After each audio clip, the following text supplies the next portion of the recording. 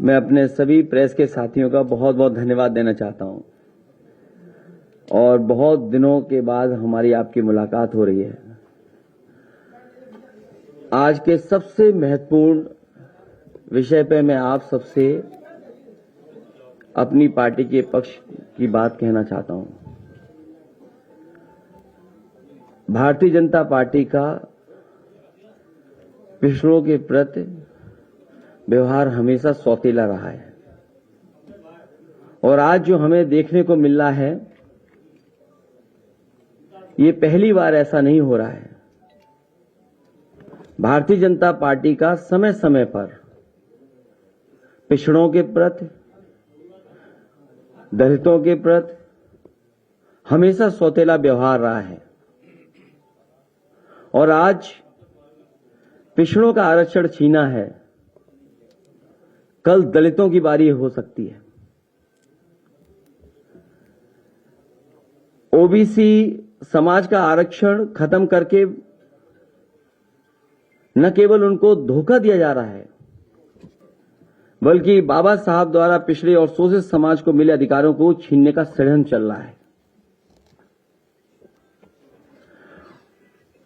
केवल एक संस्था में नहीं, अगर भारतीय जनता पार्टी का काम करने का तरीका हम देखें तो हर संस्था में भारतीय जनता पार्टी जानबूझ करके षड्यंत्र कर करके पिछड़ों को, दलितों को अधिकार नहीं दे रही है। ओबीसी समाज का आरक्षण खत्म करके ओबीसी समाज के आने वाली नस्लों को भी गुलाम बनाने का षड्यंत्र चल रहा है। इन समाजों का आरक्षण खत्म करके समाजों को सत्ता से बेदखल करने की भी साजिश है और इसके लिए लगातार भारतीय जनता पार्टी किसी न किसी रूप में तैयारी करती रहती है। समाजों का आरक्षण छीन करके और खासकर ओबीसी, दलित, उनका आरक्षण छीन करके उनकी आने वाली नस्लों को हजारों साल पीछे धकेलने का भी षड्यंत्र और साजिश सरकार कर रही है। भारतीय जनता पार्टी समय समय पर पिछड़ों का तो वोट चाहती है लेकिन सत्ता में उन्हें भागीदारी नहीं देना चाहती। कोई न कोई प्रचार के माध्यम से कुछ लोगों को फुसला करके उनके बीच संदेश भेजने का काम, वोट तो लेना चाहते हैं लेकिन जब कभी उन्हें भागीदारी देने की बात आएगी तो भारतीय जनता पार्टी उन्हें भागीदारी नहीं देगी। ये जो सरकार आज भी बनी दिखाई दे रही है उत्तर प्रदेश में और दिल्ली की सरकार, ये पिछड़ों के वोटों से बनी सरकार है और इन दोनों सरकारों में पिछड़ों के लिए कोई जगह नहीं है और लगातार संस्थाओं में साजिश करके, षड्यंत्र कर करके कहीं न कहीं उस कगार पर समाज को पहुंचा दिया कि रिजर्वेशन के लिए भी एक रेवोल्यूशन हो जाए। इसलिए समाजवादी पार्टी और हमारी पार्टी के सभी लोग का मानना है कि भारतीय जनता पार्टी जब तक सरकार में है उनके अधिकार सुरक्षित नहीं है। और वो बात मैं दोबारा कहता हूं कि आज पिछड़ों का छीना है, कल दलितों का भी छीनेंगे। बाबा साहब भीमराव अम्बेडकर जी ने जो सपना दिखाया था, जो सपने देखे थे, उन अधिकारों को, हक को छीनने का काम ये सरकार लगातार कर रही है और केवल एक बार इनका सौतेला व्यवहार नहीं देखा। मुझे याद है जिस समय इनकी सरकार पिछली बार नई नई बनी थी, उस समय जो पुलिस भर्ती की सूची बननी थी, क्योंकि रिजल्ट कोर्ट में उसको शामिल था, रिजल्ट आ चुका था, किन्हीं कारणों से रिजल्ट घोषित नहीं हो पा रहा था। जब कोर्ट के माध्यम से घोषित किया गया तो इसी भारतीय जनता पार्टी की सरकार ने वो रिजल्ट घोषित किया और घोषित होने के 3-4 दिन बाद इन्होंने पूरा का पूरा रिजल्ट बदल दिया और कहा कि ये नई आरक्षण व्यवस्था है, उसके तहत नई सूची बनाई जाएगी। मुझे याद है उस समय 1700 पिछड़े और दलित नौजवानों को नौकरी मिली थी, वो 4 दिन तो खुश रहे, लेकिन 4 दिन के बाद वो खुश नहीं रह पाए, उनको नौकरी से बाहर जाना पड़ा। उस समय भी वो लोग जो नौकरी से रह गए थे, हर मंत्री के घर गए थे। लगता तो यह है कि भारतीय जनता पार्टी की सरकार में आने के बाद और भारतीय जनता पार्टी में शामिल होने के बाद जो नेता उसमें हैं, उनकी आत्मा मर जाती है, उन्हें कोई दिखाई नहीं देता। केवल यही नहीं, 69,000 वाले में जिस तरीके से सरकार ने घोटाला किया, वो एक उदाहरण है। यूनिवर्सिटियों में जिस तरीके से नौकरियां मिली हैं, आप कोई यूनिवर्सिटी उठा लीजिए। मुझे याद है, बलिया में यूनिवर्सिटी समाजवादी सरकार में बनी थी, समाजवादी नेता चंद्रशेखर जी के नाम पर बड़े पैमाने पे घोटाला हुआ। बांदा यूनिवर्सिटी में घोटाला हुआ। अभी यूनिवर्सिटियों में जहां भी जिस संस्था में जो लोग बैठे हैं, बड़े पैमाने पे घोटाले हो रहे हैं और बड़े पैमाने पर पिछड़े और दलित लोगों के साथ भेदभाव हो रहा है। उन्हें जो हक और सम्मान और जगह मिलनी चाहिए, वो जगह नहीं सरकार दे रही। और केवल एक यूनिवर्सिटी में नहीं, पूरे उत्तर प्रदेश की आप यूनिवर्सिटियां उठा करके देख सकते हैं। एक बार तो इस सरकार ने आयोग भी गठित किया, एक कमेटी भी बनाई और कहा कि इसमें पिछड़ों की गिनती होगी। उस आयोग ने, उस कमेटी ने रिपोर्ट तो दी, लेकिन वो रिपोर्ट कभी सार्वजनिक नहीं की गई। और सरकार ने ये कहा, सरकार की मंशा ये थी कि क्लास 3 और क्लास 4 में कितने पिछड़े नौकरी पा रहे हैं, उनकी कितनी गिनती है उसमें। लेकिन सरकार ने अभी तक उस रिपोर्ट को पब्लिक नहीं किया, किसी की जानकारी में नहीं लाया गया।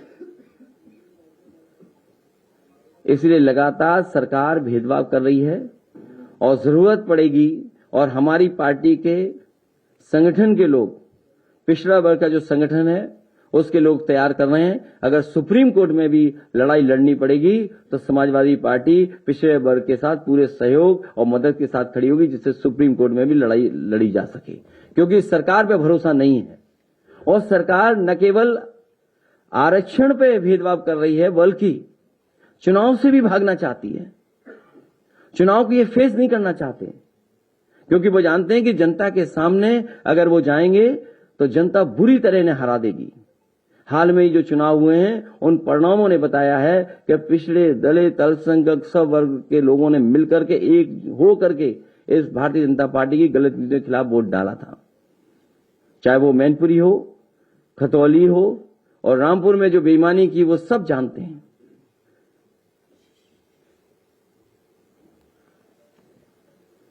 इसी तरह राज्य पिछड़ा वर्ग आयोग बना था 1994 में, उसको भी पूरा का पूरा समाप्त कर दिया सरकार ने। जो पिछड़े वर्ग को कुछ मदद मिल सकती थी आयोग से, उस आयोग को पूरी तरीके से सरकार ने समाप्त कर दिया।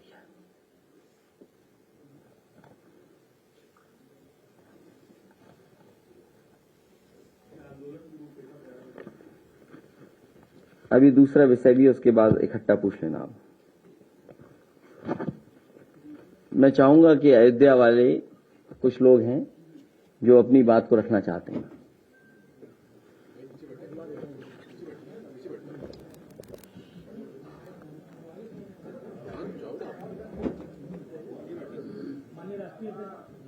माननीय राष्ट्रीय अध्यक्ष जी, आज अयोध्या से लगभग 100 की संख्या में व्यापारी बंधु आपसे मिलने के लिए आए हैं और अपनी वेदना आपके बीच में रखी है।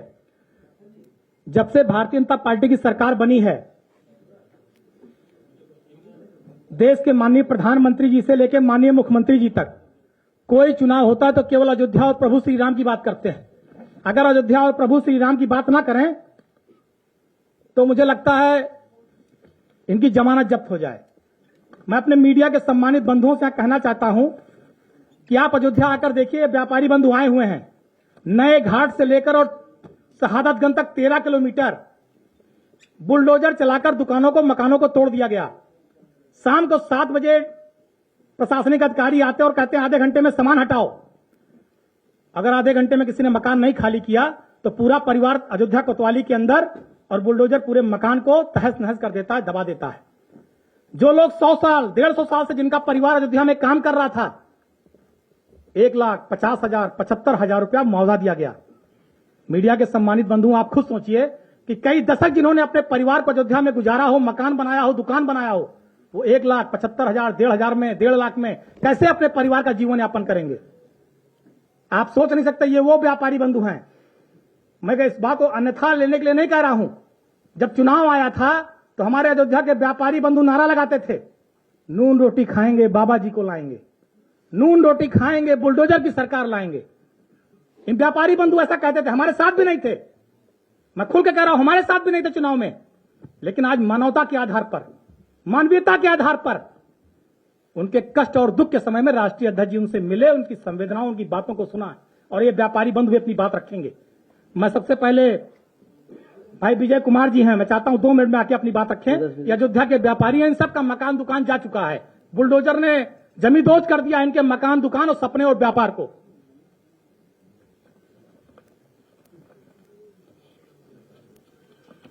धन्यवाद। मैं अपनी बात यह कहना चाहता हूं। सबसे पहले हम व्यापारी हैं और हम लोगों को भुखमरा और बिल्कुल पूरी तरीके से हम लोगों को दुकान उजाड़ करके और बुलडोजर तोड़ दिया गया। इससे तो अच्छा सबसे बड़ी बात ये होती योगी जी और मोदी जी को, अगर उनको तोड़ना ही था, मुआवजा देना ही था, नहीं देते। उनको एक मिसाइल नए घाट से दागनी थी, योगी मोदी मिसाइल, और जाति शहादत कम तक सबको नस्ता नाबूद करती। उनको ना आदमी रहता और ना मुआवजा देने की जरूरत पड़ती। क्या जरूरत थी उनको मुआवजा देने की? मैं तो यही गुजारिश करूंगा योगी मोदी से, वो मिसाइल दाग दे, अयोध्या को पूरी ध्वस्त कर दें। न वहां आदमी रहेगा, न उनको बुलडोजर चलाना पड़ेगा। धन्यवाद। ये हमारे बीच में श्री हरेंद्र सिंह खरबंदा जी हैं।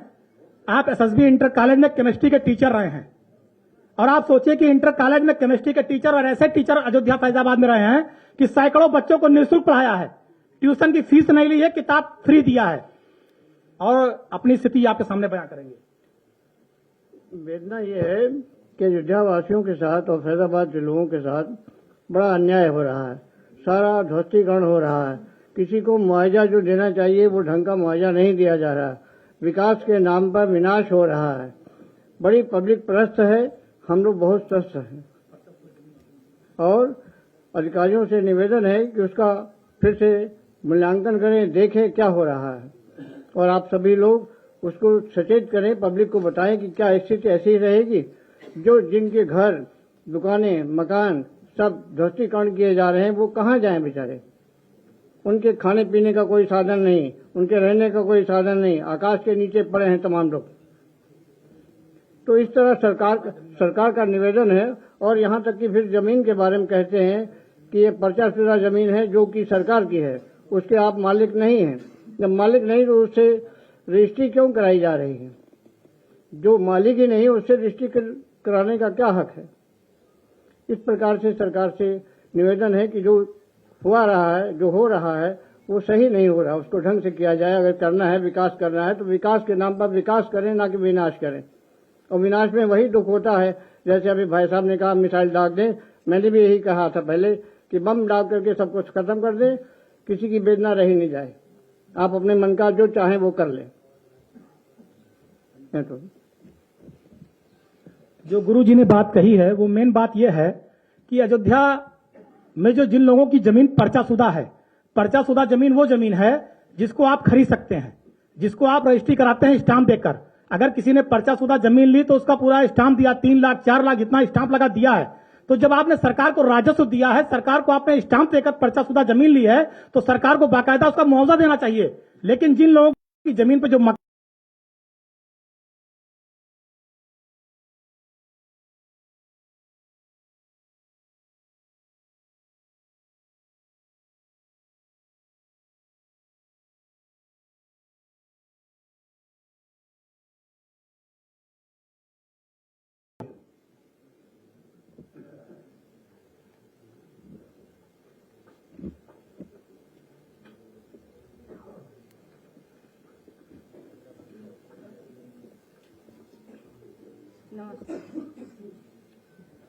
नमस्ते। हमारा घर भी तोड़ दिया, दुकान भी। हम लोग लड़की के सियान लड़की के लेकर रोड पर घूम रहे। हम लोग का कोई मुआवजा नहीं दिए, बोले देंगे, कोई नहीं दिया हम लोग का।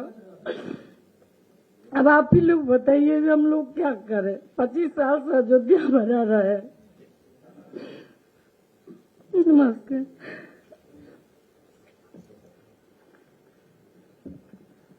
और मकान दुकान तोड़ दिया गया। उससे बड़ी विडंबना यह है कि जो योगी सरकार के अधिकारी हैं, प्रशासनिक अधिकारी, वो मुआवजे में पूरी कमीशनबाजी कर रहे हैं। मुआवजा जिसका बना भी रहा, अगर 10 लाख का मुआवजा बना तो पहले तय कर ले रहे कि 8 लाख तुम हमको दोगे। आप सोचिए कि कितनी अंधेर नगरी है जो प्रभु श्री राम की प्रजा है। राम के नाम पे राजनीति करते हैं, राम के नाम पे वोट मांगते हैं, और राम की जो प्रजा है उससे प्रशासनिक अधिकारी पूरी कमीशन खोरी कर रहे हैं। अगर 10 लाख मुआवजा बन रहा है तो 8 लाख प्रशासनिक अधिकारी ले रहे हैं। यह अंधेर नगरी अयोध्या में मची है। पंकज सर्राफ जी से चाहता हूं अपनी बात रखें।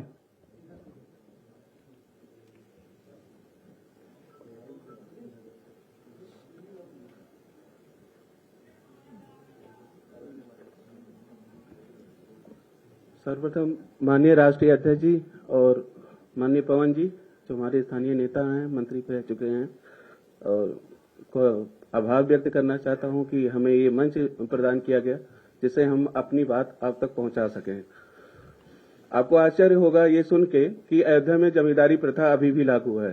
पूरे देश में 1956-57 में खत्म हो गया था जमींदारी उन्मूलन कानून, लेकिन अभी भी लागू है। कारण क्या है? वहां पे नवाबों की जमीन थी।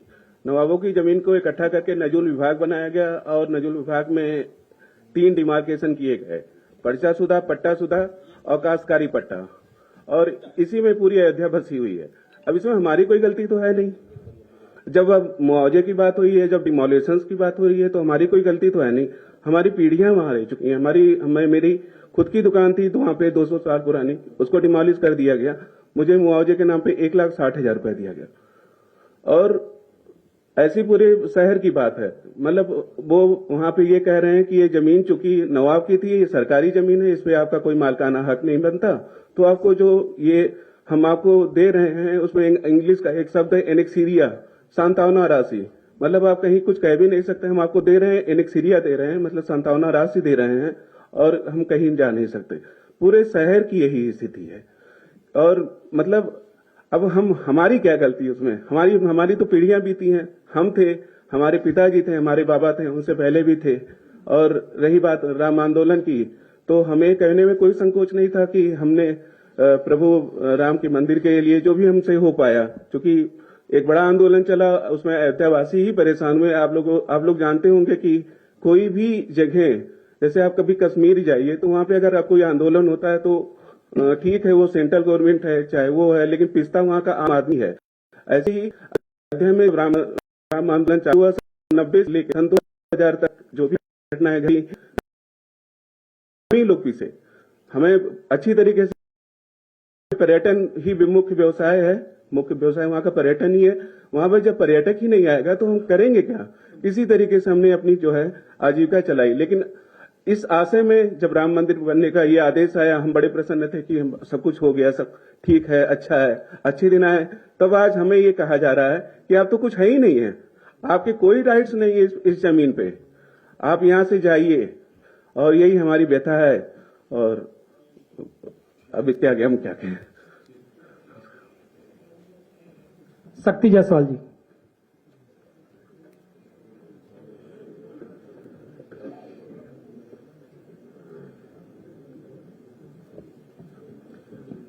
भैया नमस्ते। मैं केवल इतना कहना चाहता हूं कि सन 1934 से हमारे बाबा अयोध्या में आए थे। उन्होंने अपना व्यापार किया, अपना मकान बनाया, और इस गवर्नमेंट ने 3 महीना पहले मकान दुकान पूरा ध्वस्तीकरण कर दिया है। हमारे बच्चे कैसे रह रहे हैं, हम लोग कैसे रह रहे हैं, इस गवर्नमेंट को हम लोगों की कोई चिंता ही नहीं है। कम से कम 500 व्यापारी अयोध्या में उजड़ चुके हैं, जो रोड पे बेचारे टेंट लगा के रह रहे हैं। उनके लिए लंगर लगा हुआ है, उनके लिए टेंट में रहने के लिए उनकी व्यवस्था सरकार मतलब खुद किए हैं बेचारे। वो बहुत ही बुरी दशा है।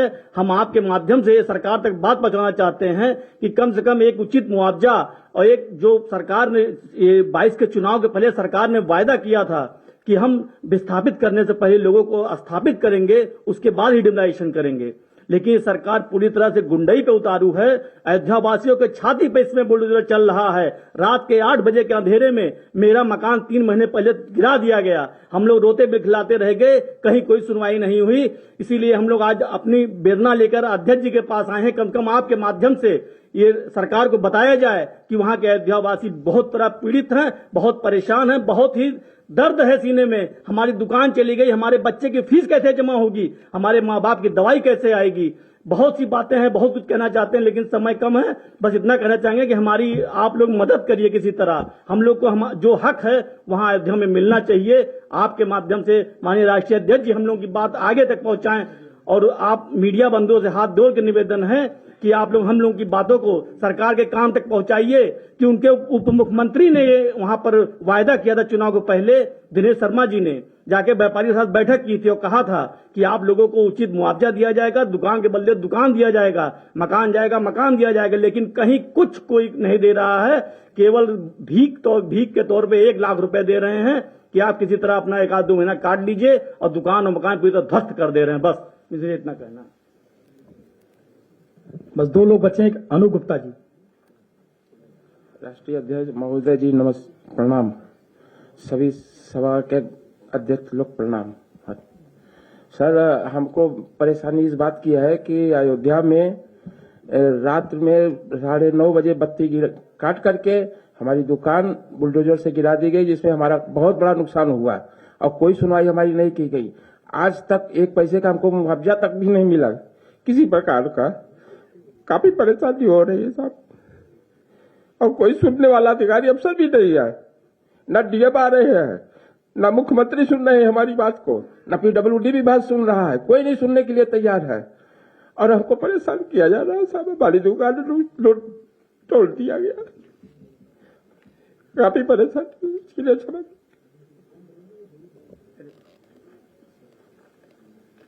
नंदू गुप्ता जी अंतिम बात।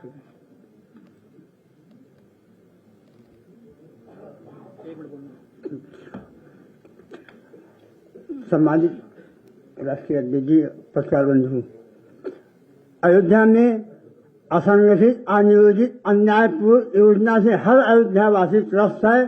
सरकार की मंशा है अयोध्या के मूल वासियों को उतार कर बाहर कर दिया जाए, बाहर से दिल्ली गुजरात के व्यापारियों को वहां स्थापित कर दिया जाए।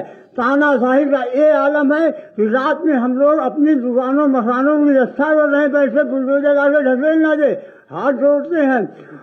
रुला दिया है, करीब 500-700 उधर गए हैं। आप हमारे अस्तित्व के आए आपसे हाथ जोड़ निवेदन करते हैं, हमारी रक्षा कीजिए। अभी कम से कम 1000 उठेंगे। ये अपने डीपीआर के अगेंस्ट जमीन ज्यादा ले रहे हैं। राम जन्मभूमि बाजार में रात में 8 बजे ताला तोड़ सामान को उठा ले गए, जबरिया बुलडोजर चला दिए। एक कहते सहमत के आधार पर, लेकिन गुंडई के आधार पर पूरा काम कर रहे हैं। इनको सारी अयोध्या अवैध दिखाई पड़ रही है। ये आज का दैनिक जागरण है।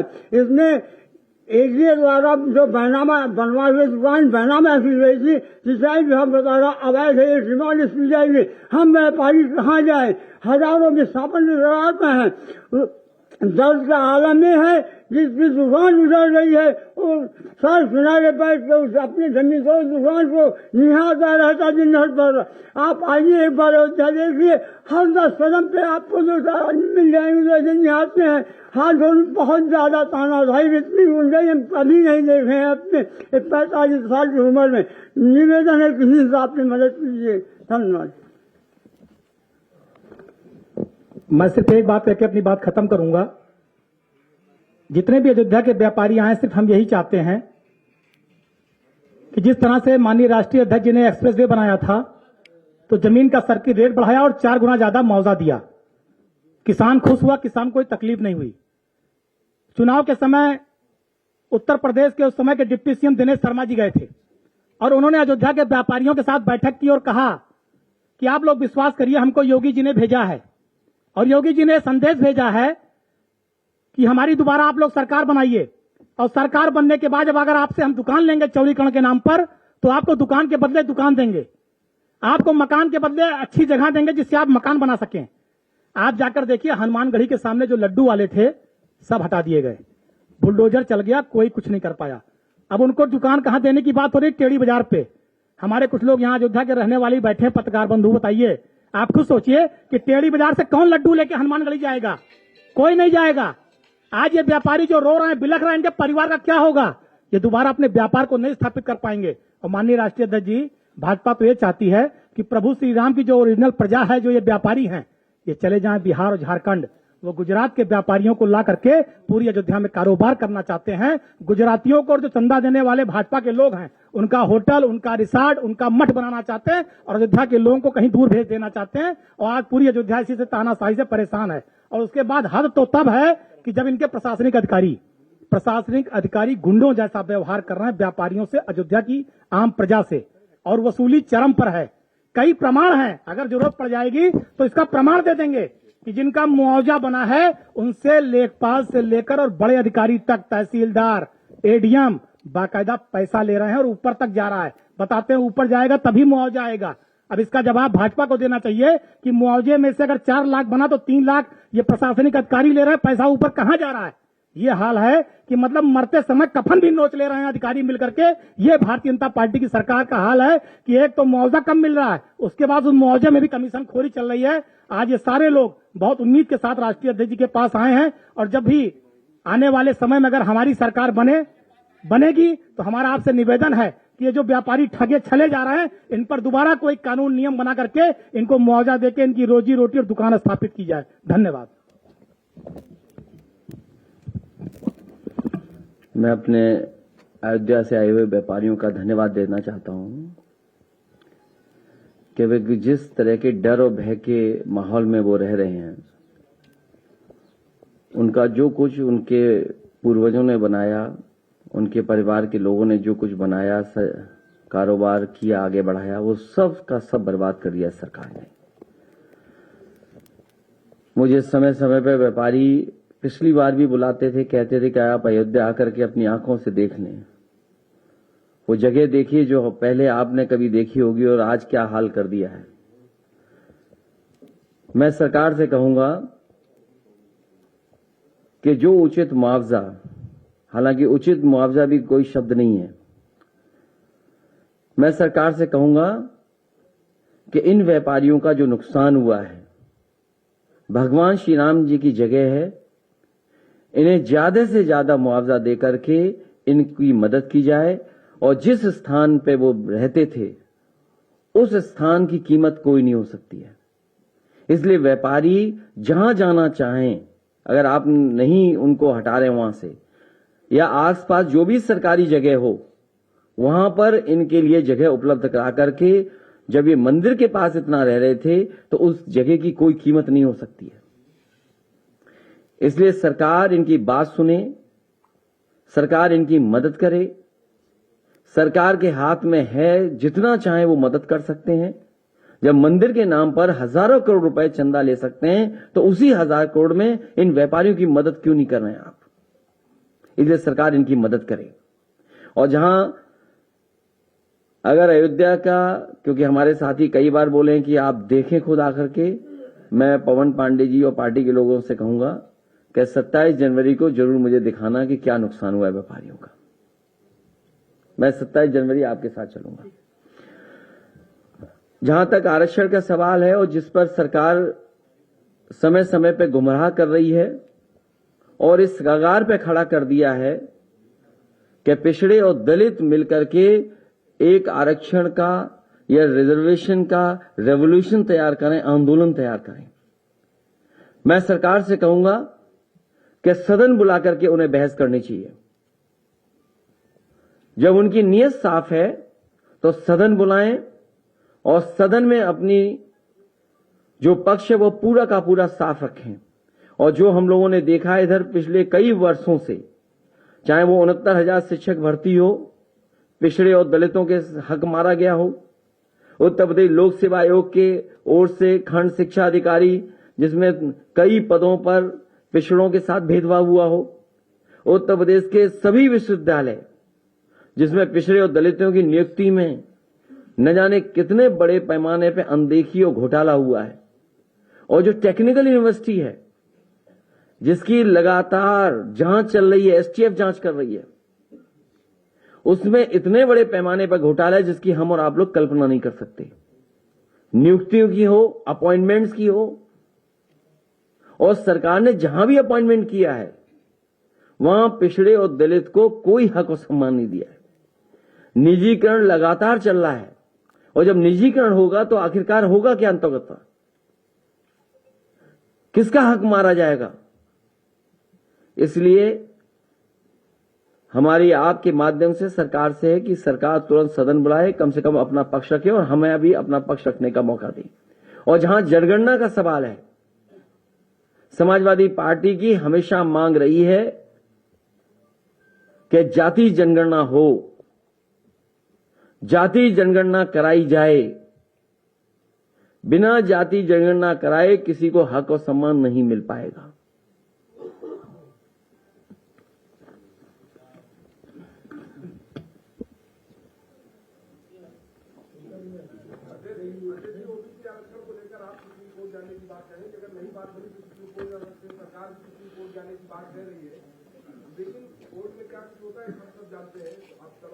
नहीं, कोर्ट का हमें कोर्ट पर भरोसा करना पड़ेगा। हमें कोर्ट पर भरोसा करना पड़ेगा।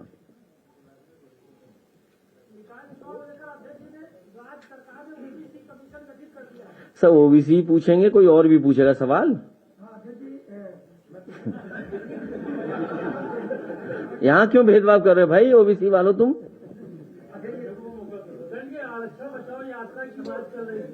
ये यात्रा नहीं है, ये इस कगार पे खड़ा कर दे रहे हैं कि पिछड़े और दलित मिलकर के रिजर्वेशन रेवोल्यूशन की तरफ मुड़ जाएं।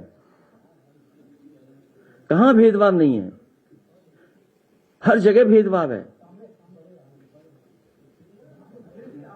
और जो व्यापारी बता रहे हैं, अभी अयोध्या के लोग बता रहे हैं, मुझे तो ये लगता है कि कारोबार और उद्योग में गुजरात के लोगों के लिए आरक्षण कर दिया गया है। यहां आरक्षण खत्म हो रहा है, किया जा रहा है, साजिश की जा रही है, लेकिन कारोबार और व्यापार में गुजरात के लोगों के लिए विशेष आरक्षण दिया जा रहा है।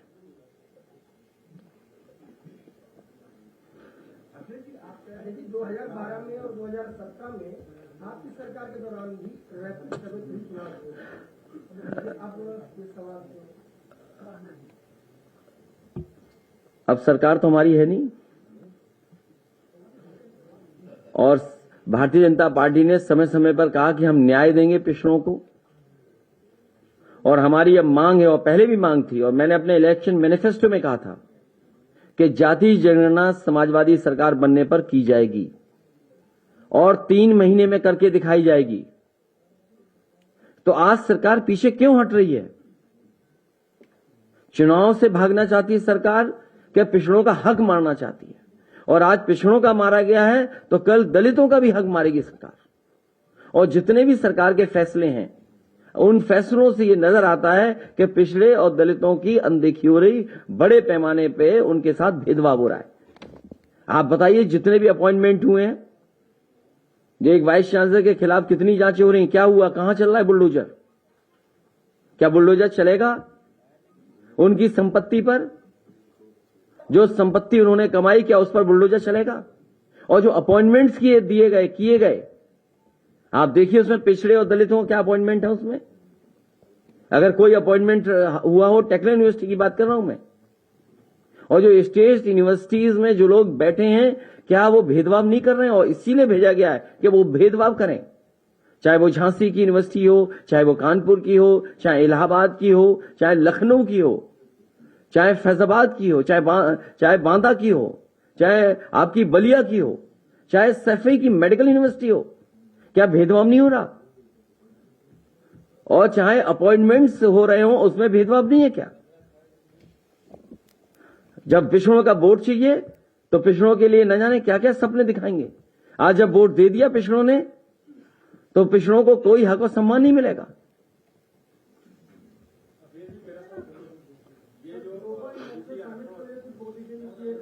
नहीं, मुझे ये बता दीजिए, अगर आप ग्लोबल समिट से भागिए मत और विषय से मत भागिए। पहले इसी पे पूछ लीजिए आप। और ग्लोबल समिट में मैं अलग से प्रेस करूंगा, क्योंकि बहुत सारी आपके बीच में भी चर्चा होंगी जिनके बारे में आप बात नहीं करना चाहोगे। ग्लोबल समिट पे अलग पे बात होगी, लेकिन अभी तो इसी पे सवाल है।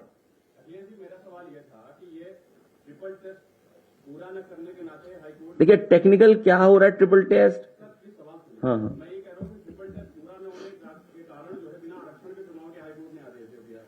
कई राज्यों में भी इस तरह के मुद्दे आए हैं जहां पे ओबीसी का आरक्षण इसके चलते प्रभावित हो रहा है, तो क्या इसके लिए संविधान संशोधन की मांग करेंगे? समय समय पर सुप्रीम कोर्ट ने जजमेंट दिए, निर्देश दिए, उन निर्देशों का पालन स्टेट गवर्नमेंट ने क्यों नहीं किया?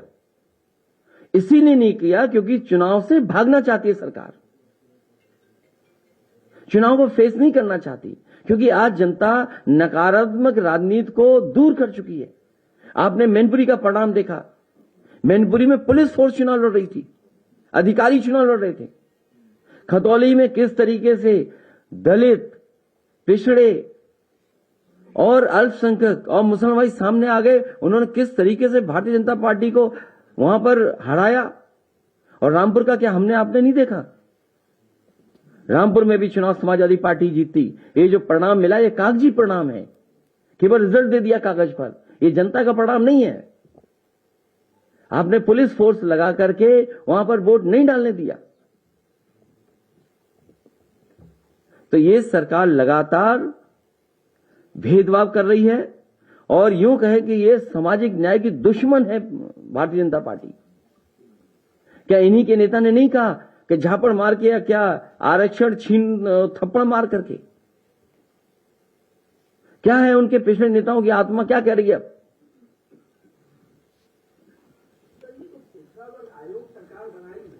उसको तो खत्म कर दिया पिछड़ा आयोग सरकार ने। कहां बनाया ना, कहां सुन रहे पिछड़े आयोग की। ये चुनाव से भागने की सब तैयारियां हैं, क्योंकि जहां डेंगू हो रहा वहां इनके नगर पालिका के अध्यक्ष हैं। कूड़ा भरा पड़ा है, नालियां भरी पड़ी हैं, सीवरेज सिस्टम नहीं चल पा रहा है, ट्रैफिक जाम जगह जगह पर है। इन्होंने किया क्या है? पिछले कितने वर्षों से ये नगर पालिकाएं या टाउन एरिया या मेयर के कब्जा किया है। कानपुर में तो धूल धक्कड़ इतना उड़ रहा है कि पेड़ नहीं पहचान सकते आप। पेड़ों पे इतना गर्दा है। आप बताइए कूड़े के नाम पर कितना पैसा इकट्ठा किया सरकार ने, नालों के नाम पर कितना पैसा इकट्ठा किया, नमामि गंगे के नाम पे कितनी गंगा और यमुना सफाई के साथ। तो सवाल यह है कि पिछड़े और दलितों का हक मारा जा रहा है। मैं आपका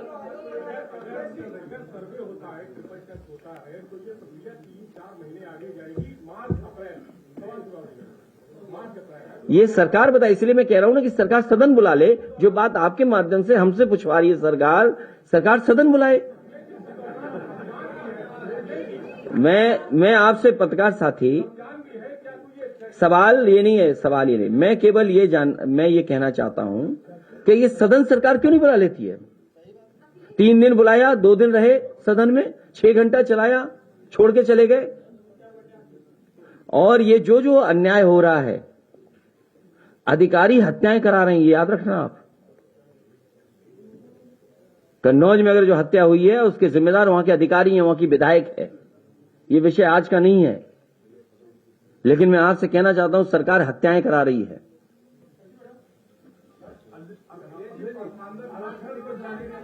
हम तैयार हैं।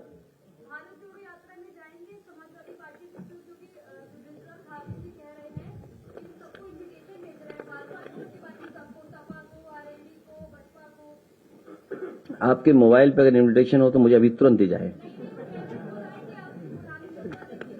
भावना से, हमारी भावना उनके यात्रा से है। हमें कोई इन्विटेशन नहीं मिला। हमारी पार्टी का सिद्धांत अलग है। भारतीय जनता पार्टी और कांग्रेस दोनों एक हैं।